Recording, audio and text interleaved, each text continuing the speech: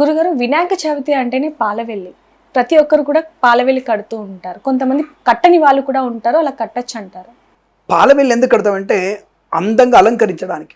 అంతే తప్ప ఆ పాలవెల్లికి ఆయనకి ఎటువంటి పూజకి సంబంధం లేదు. ఆయనకి అందంగా అలంకరించింది. రెండవది పాలవెల్లి ఎందుకు కడతారంటే ఒక పందిరి కింద ఆయన గజముఖం కదా, ఏడుగు ముఖం కదా, ఆ తొండానికి అనుకూలంగా పళ్ళు అందాలనే భావనతో 2 పళ్ళని 4 మన కంకిలు ఉంటాయి. మనకి జొన్న కంకులు, అలాగే మొక్కజొన్న కంకులు, సజ్జ కంకులు, పళ్ళు, సీతాఫలాలు, ఆకులు అన్నీ కూడా కడతారు దానికి. అంటే ఏనుగు కాబట్టి తొందరగా అంది తీసుకోవడానికి.